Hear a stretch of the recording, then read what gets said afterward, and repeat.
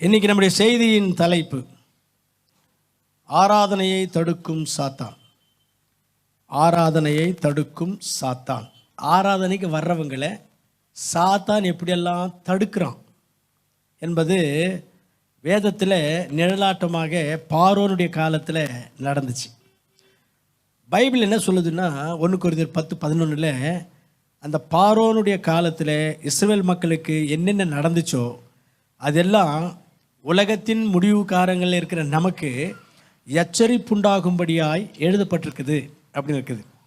அப்போ அவங்க காலத்தில் நடந்ததெல்லாம் நம்ம தியானிக்கும் பொழுது நமக்கு நிறைய படிப்பினைகள் இருக்கும், எச்சரிப்புகள் இருக்கும், நிறைய பாடங்கள் இருக்கும். இப்போ பார்வோனுடைய காலத்தில் 430 ஆண்டுகள் இஸ்ரவேல் மக்கள் அடிமைகளாக இருக்கிறாங்க.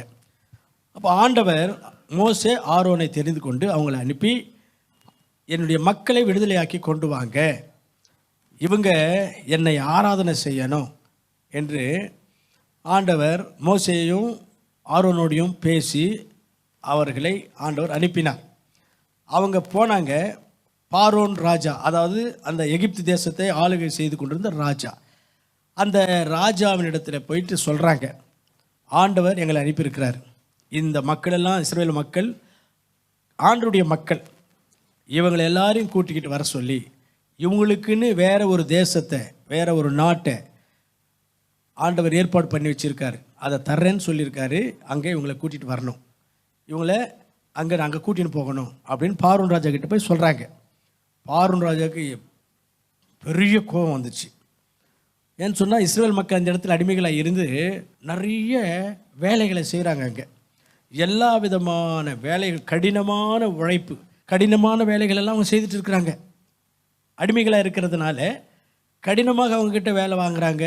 அந்த எகிப்து தேசத்தில் இருந்த அந்த அதிகாரிகள், அந்த மேஸ்திரிங்க, அங்கே அந்த மேனேஜர்ஸு, அவங்க எல்லாரும். இப்போ இவங்களை எங்கள் ஆண்டவர் வெளியே கூட்டி வர சொல்லிட்டாரு எகிப்து தேசத்துலேருந்துன்னு மோசே ஆரோன்னு சொல்கிறாங்க.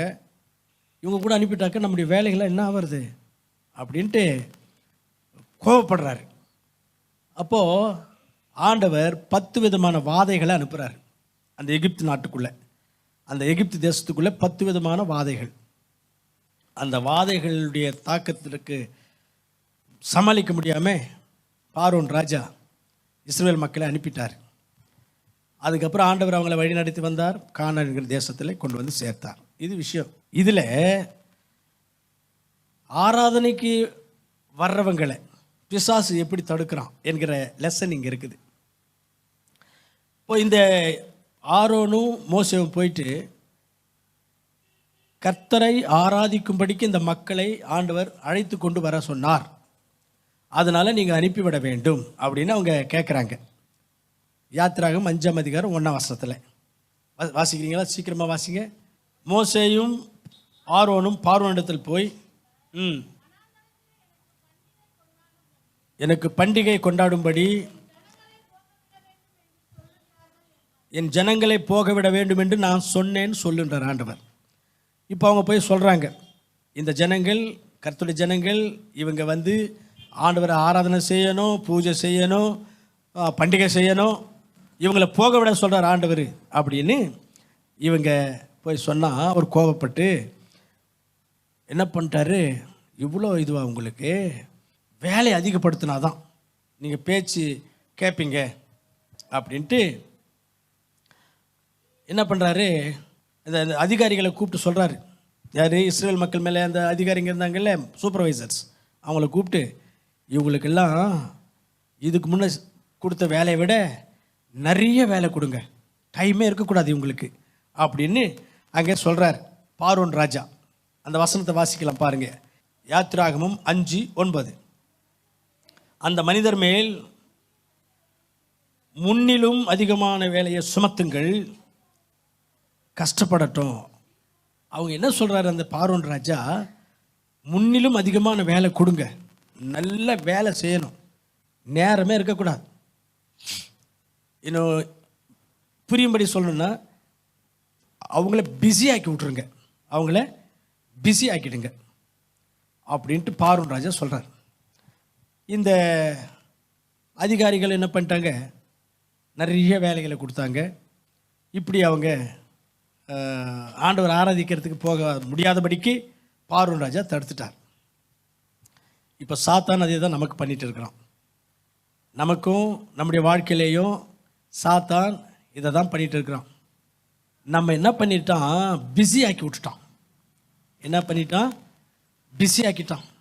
எந்த வேலை வெட்டி இல்லைனாலும் கூட செல்ஃபோனோடு கூட ரொம்ப பிஸியாக இருக்கிறோம். யாராவது கூப்பிட்டா கூட கோபமாக வருது நமக்கு.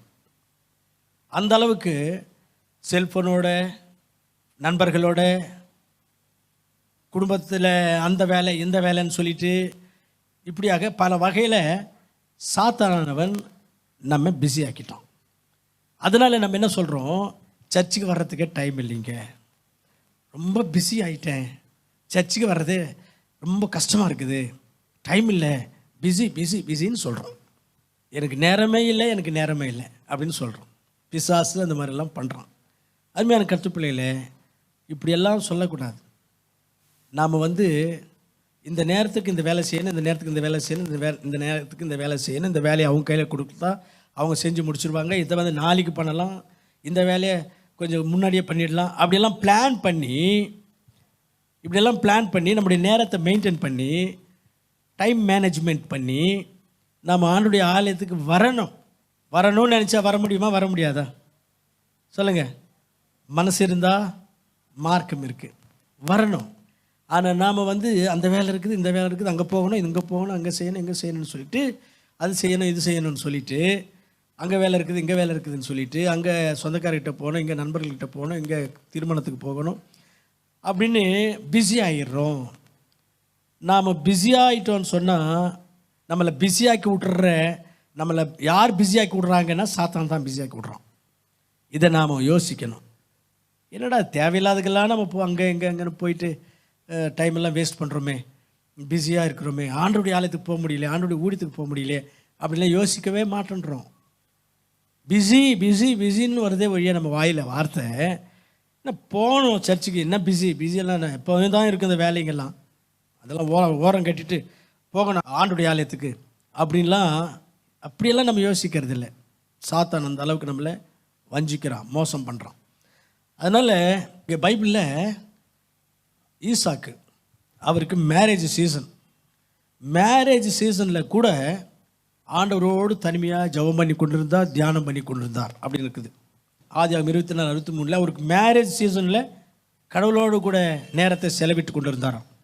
அதனால்தான் ஆண்டவர் ஈசாக்கை 100 மடங்காக ஆசீர்வதிச்சார் அப்படின்னு நம்ம பைபிளில் வாசிக்கிறோம்.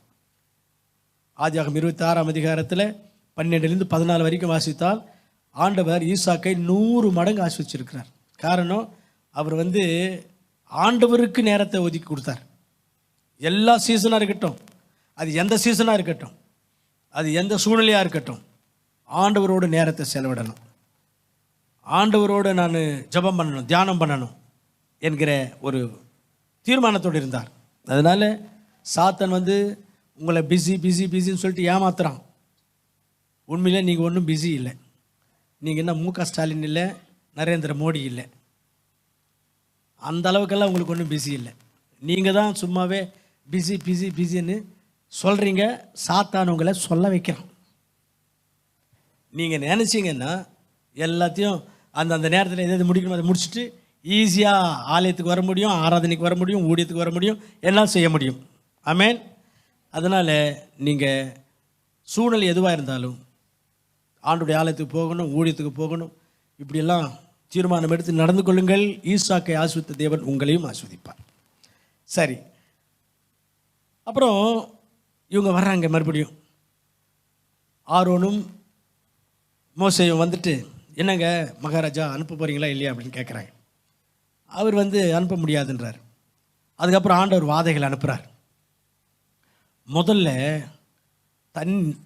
தண்ணியை ரத்தமாக மாற்றிட்டார் ஆண்டவர். எங்கே பார்த்தாலும் ரத்தம் தான், குடிக்கிறதுக்கு கூட தண்ணி இல்லை, எல்லாமே ரத்தமாக மாறிப்போச்சு. மோசே ஆரோனை அந்த ராஜா கூப்பிட்டு இதெல்லாம் சரி செய்யுங்க, அனுப்பிச்சிடுறேங்க அப்படின்னாரு. சரின்னு சரி செஞ்சுட்டாங்க ஜெபம் பண்ணி. அப்புறம் அனுப்பலை, மனசு இன்னும் கடினப்படுத்திக்கிட்டு முடியாதுன்ட்டார். மறுபடியும் இவங்க ஜெபம் பண்ணாங்க ஆண்டவர்கிட்ட. ஊர் ஃபுல்லாக தவளைகள் ஃப்ராக்ஸ், எங்கே பார்த்தாலும் ஃப்ராக்ஸ். இப்போ இந்த இடம் இருக்குதுன்னாக்கா ஒரு 10,000 தவளைகள் ஒவ்வொரு வீட்லேயும், எல்லா இடத்துலையும். அதுக்கப்புறம் அந்த ராஜா மறுபடியும் அவங்கள கூப்பிட்டு இது சரி செய்யுங்க, அனுப்பிச்சிட்றேங்க அப்படின்னாரு. சரி இவங்க ஜெபம் பண்ணாங்க, ஆண்டவர் சரி செஞ்சார். மறுபடியும் முடியாதுன்ட்டார், மனசு கடினப்படுத்திக்கிட்டு முடியாதுன்ட்டார். இவங்க மறுபடியும் ஆண்டவர்கிட்ட ஜெபம் பண்ணுறாங்க. பேன் வந்துச்சு, பேன் எல்லா தலையிலையும் பேன். ராஜா, வேலை செய்கிறவங்க எல்லாருடைய தலைகளை பேன் அப்படியே இறங்கி வருது, ஏறுது இறங்குது, பேனுங்கெல்லாம் ஏறுது இறங்குது. இதை மாதிரி ஆயிடுச்சு. எவ்வளோ தான் சொரிய முடியும்? சரி சரி சரி வாங்க சரி செய்யுங்க, அனுப்பிடுறேன் அப்படின்னார். சரின்னு இவங்க ஜெபம் பண்ணாங்க, பேனெல்லாம் போச்சு. அப்போவும் மறுபடியும் அனுப்பலை, முடியாதுன்ட்டாங்க. மறுபடியும் இவங்க ஜெபம் பண்ணாங்க, ஈக்கள் வந்துச்சு, ஈங்க பீஸ், வந்து எங்கே பார்த்தாலும் ஈ. இந்த ராஜாவுக்கு என்னடா இது, இவங்க கடவுள் இப்படியெல்லாம் செய்கிறாருன்ட்டு, சரி அனுப்பிடுறேன் ஐயா வாங்க அப்படின்ட்டு சொல்கிறார். கூப்பிட்டுட்டு அனுப்புகிறேன், நீங்கள் போய் உங்கள் கடவுளை ஆராதனை செய்யுங்க. ஆனால் எகிப்திலேயே இருந்து செய்யுங்க. எங்கே இருந்து ஆராதனை பண்ணுங்க? எகிப்திலேயே இருந்து ஆராதனை பண்ணுங்க. வெளியில் எங்கேயும் போயிடாதீங்க. என்னுடைய கண்ட்ரோல்லையே, என்னுடைய பவுண்ட்ரிஸ்லேயே, என்னுடைய கட்டுப்பாட்டிலேயே இருந்து உங்கள் கடவுள் ஆராதனை செய்யுங்க அப்படின்றான். வாசிக்கலாம் அந்த வசனத்தை. யாத்திராகமம் 8:25. அப்பொழுது பார்வோன் மோசேயும் ஆரோனையும் அழைப்பித்து, நீங்கள் போய் உங்கள் தேவனுக்கு தேசத்திலேயே பலியிடுங்க, இங்கேயே பலியிடுங்க, இங்கேயே காணிக்கை செலுத்துங்க, ஆண்டவருக்கு இங்கேயே ஆராதனை பண்ணுங்க. எங்கே? எகிப்திலேயே. இந்த எகிப்து தேசம் பாவ உலகத்துக்கு அடையாளமாக இருக்குது. இப்போ இருக்கிற இந்த பாவ உலகத்துக்கு அடையாளமாக இருக்குது. எகிப்து தேசத்தில் விக்கிரக ஆராதனை நிறைஞ்சிருக்கு. எகிப்து தேசத்தில் பாவ காரியங்கள் நிறைய நிறைஞ்சிருக்குது. எகிப்து தேசத்தில் கர்த்தருடைய பிள்ளைகளை உபத்திரவப்படுத்துகிற காரியம் நடக்குது. இன்றைக்கி இருக்கிற இந்த உலகத்தில் இதுதான் நடந்துட்டு இருக்குது. இந்த உலகத்தில் நாம் வாழ்ந்து கொண்டிருக்கிற இந்த உலகத்தில் எங்கே பார்த்தாலும் விக்கிரக ஆராதனை, எங்கே பார்த்தாலும் கர்த்தருடைய பிள்ளைகளை உபத்திரவப்படுத்துகிற காரியங்கள், எங்கே பார்த்தாலும் பாவம் நிறைஞ்சிருக்கு. இந்த உலகத்துக்கு அடையாளமாக இருக்குது எகிப்து தேசம். அவன் என்ன சொல்கிறான், பார்வோன் ராஜா, இங்கேயே இருந்து ஆராதனை பண்ணுங்க. அப்படின்னா என்ன? இந்த பாவ உலகத்திலேயே இருந்து, இந்த பாவ காரியத்திலே இருந்து, இந்த பாவ சூழ்நிலைகளுக்குள்ளவே இருந்து, என்னுடைய கண்ட்ரோலுக்குள்ளவே இருந்து, என்னுடைய கட்டுப்பாட்டிலே இருந்து, என்னுடைய பவுண்ட்ரிஸ்குள்ளவே இருந்து ஆராதனை செய்யுங்க, நான் வேண்டான்னு சொல்லலை அப்படின்றான்.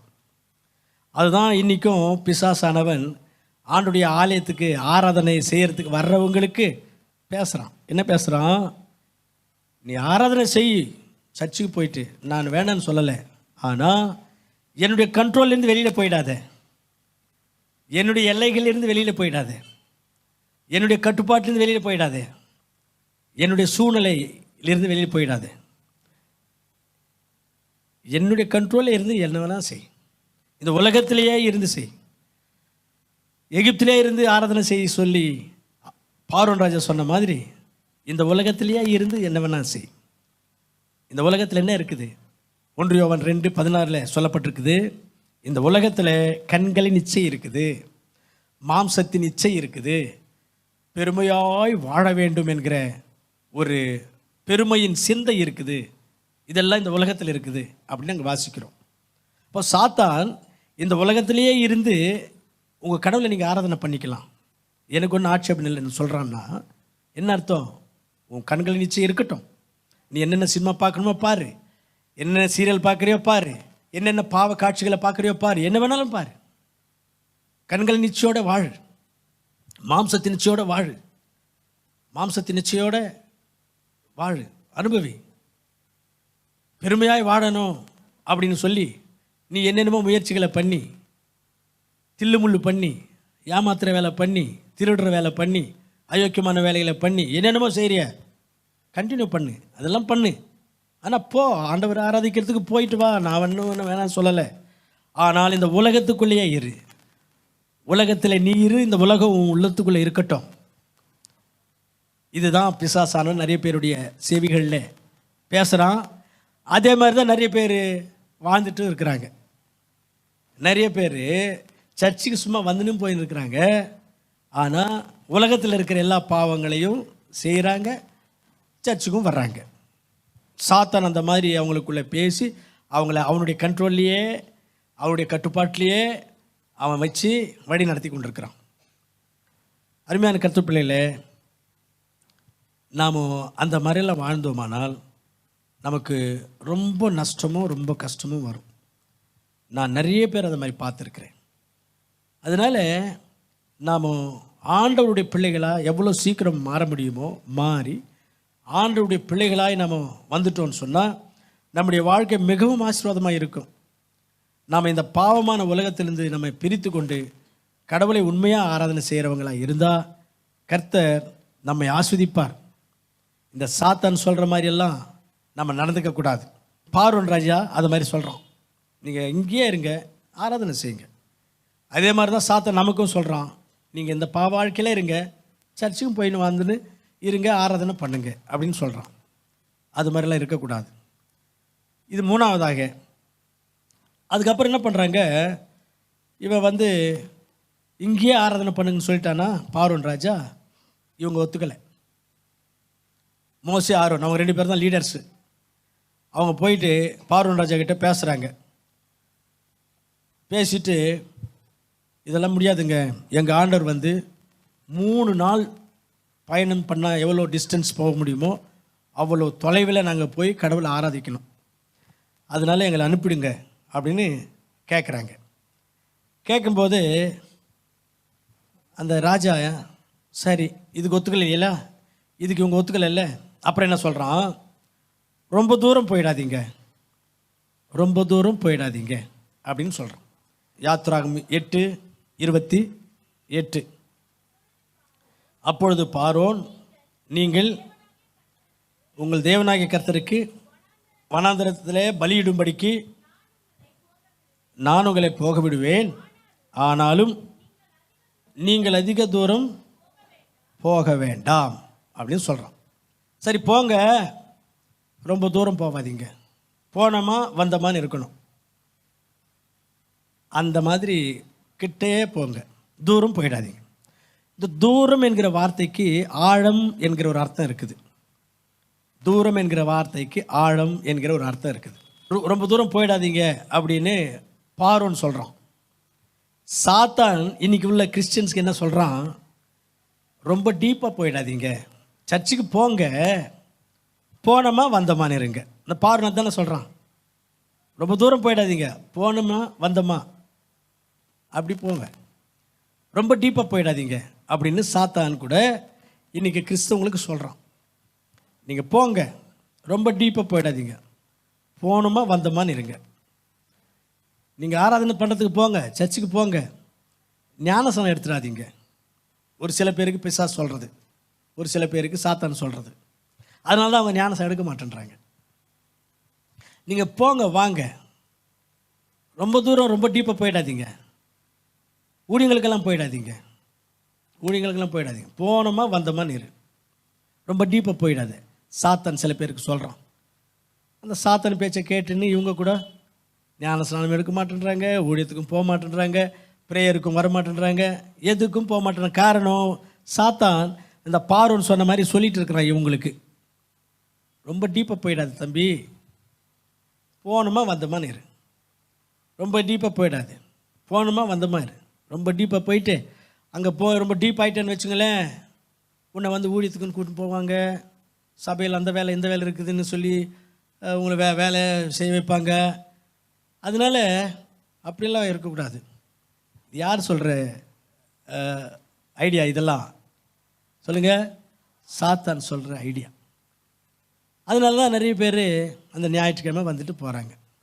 நீங்கள் சர்ச்சில் மெம்பர்ஷிப்பாக இருந்தால் போதும், ஆண்டவரோடு கூட ரிலேஷன்ஷிப்பில் போக வேண்டாம். ஆண்டோட ரிலேஷன்ஷிப்பு இம்பார்ட்டண்ட் இல்லை. சர்ச்சில் மெம்பர்ஷிப் இருந்தால் போதும், உனக்கு எல்லாமே நடக்கும், நல்லது கெட்டதெல்லாம் செய்வாங்க. இப்படியெல்லாம் இந்த பார்வோன் ராஜா சொல்கிறார். அதனால் அருமையான கர்த்தர் பிள்ளைகளே, நாம் பைபிளில் ஏசாமி சொல்லி கொடுத்த ஒரு விஷயம் என்னென்னா, ஆண்டவருக்குள்ளே நம்ம எந்த அளவுக்கு ஆழமான அனுபவத்துக்குள்ளே போவோமோ அந்த அளவுக்கு ஆசீர்வாதம். இதை நமக்கு உணர்த்ததுக்காக தான் ஏசாமி ஒரு சம்பவத்தை செஞ்சு காமிச்சார். லூக்கா 5ஆம் அதிகாரத்தில் ஏசாமி பிரசங்கம் பண்ணுறதுக்காக பேதுருக்கிட்டேருந்து படகு வாங்கினார். போட்டு கொஞ்சம் கொடுப்பா, அதில் உட்காந்து நான் பிரசங்கம் பண்ணுறேன்னாரு. பிரசங்கம் முடிஞ்சாச்சு.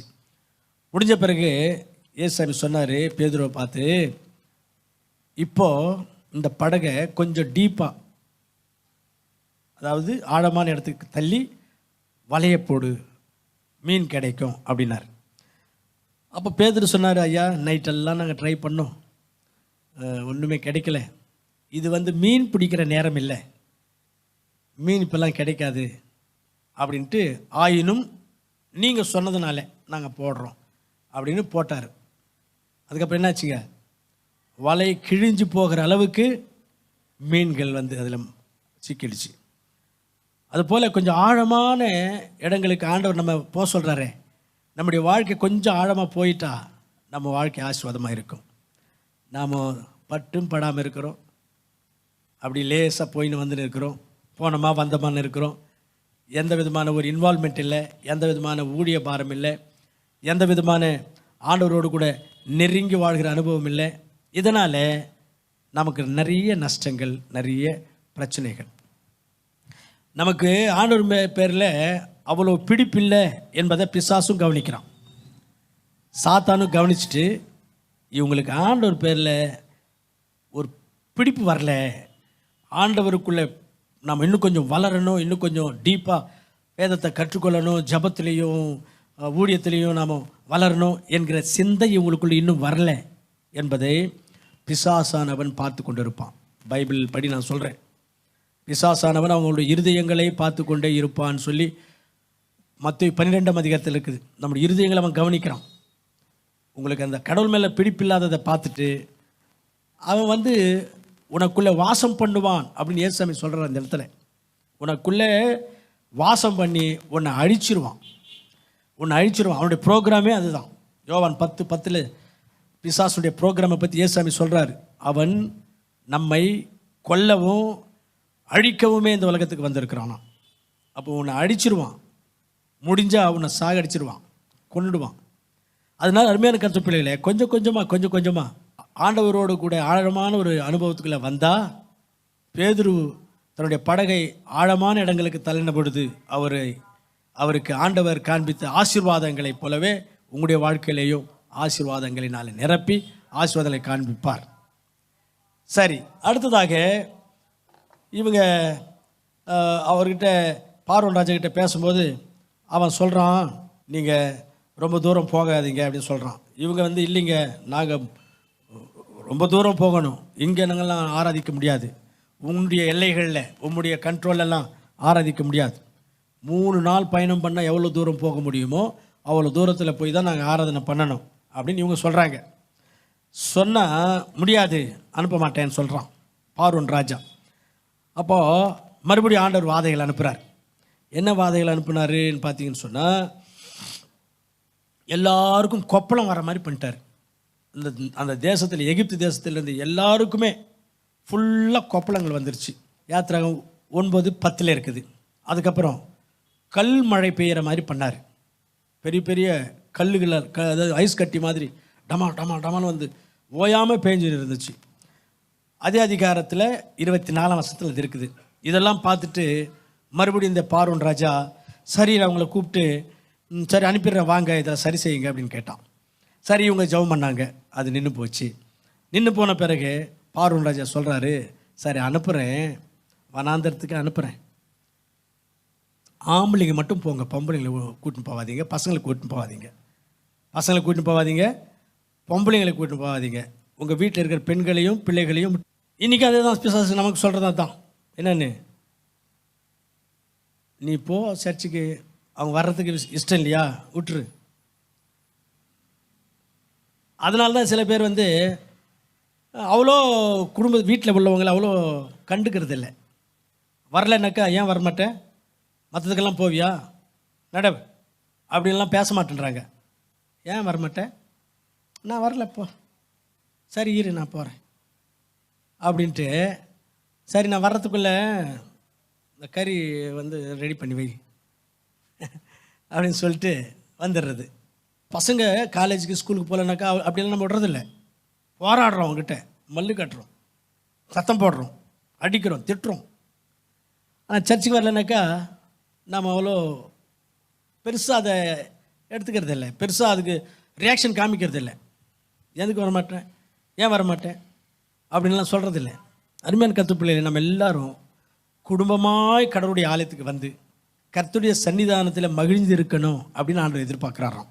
உபாகமம் 16ஆம் அதிகாரம் 11ஆம் வசனத்தில் வாசித்தா அங்கே படிக்கும்போது எனக்கு என்ன புரியுதுன்னா, வீட்டை பூட்டு போட்டுட்டு வாங்க அப்படின்னு சொல்கிறார் ஆண்டவர். வீட்டை பூட்டு போட்டுட்டு வாங்க, எல்லோரும் வந்துருங்க என்கிற கணக்கில் தான் அங்கே ஆண்டவர் சொல்கிறார். வாசிங்களேன், உபாகமம் 16:11. உங்கள் தேவனாகிய கர்த்தர் தமது நாமம் விளங்கும்படி தெரிந்து கொண்ட அந்த ஸ்தானத்தில், அதாவது அந்த ஆலயத்தில், நீயும் குமாரனும் குமாரத்தையும் வேலைக்காரனும் வேலைக்காரியும் வாசலில் நிற்கிற லேவியனும் பரதேசியாக இருக்கிற யாராவது ஒருத்தர் அவங்க உங்கள் தென்னை மேலே படுத்திருந்தாலும் கூட, திக்கற்ற பிள்ளையும் விதவையும் தேவனாகிய கர்த்தருடைய சந்நிதியிலே சந்தோஷப்படணும், எல்லாம் வந்துடணும், வீட்டு பூட்டை போட்டு வந்துடணும் அப்படின்னு சொல்கிறார். எத்தனை பேர் இன்றைக்கி வீடு பூட்டு போட்டு வந்திருக்கிறீங்க, கை உயர்த்துங்க. வீடு பூட்டு போட்டு வந்திருக்கிறவங்க,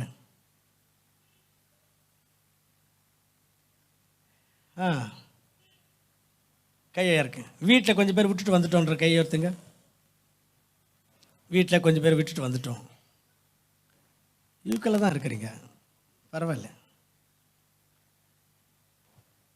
அது மாதிரி விடக்கூடாது. அவங்கள தெலுங்கில் சொல்லுவாங்க, நயము చేతనైనను భయము చేతనైనను.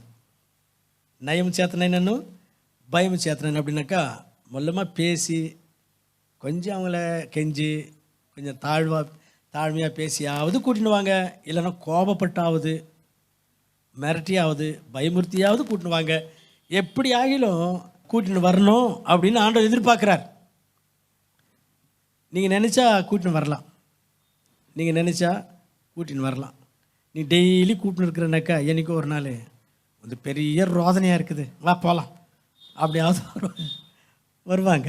நீங்கள் கண்டுக்கிறது இல்லை, அந்த ஆள் வரமாட்டான், அவள் வரமாட்டா, அந்த பசங்க நம்ம பேச்சு கேட்க மாட்டாங்க, வேஸ்ட்டு, அவங்க கூட என்னத்தை கூப்பிட்றது, நமக்கு மரியாதை இருக்காது அப்படிலாம் நினைக்கக்கூடாது.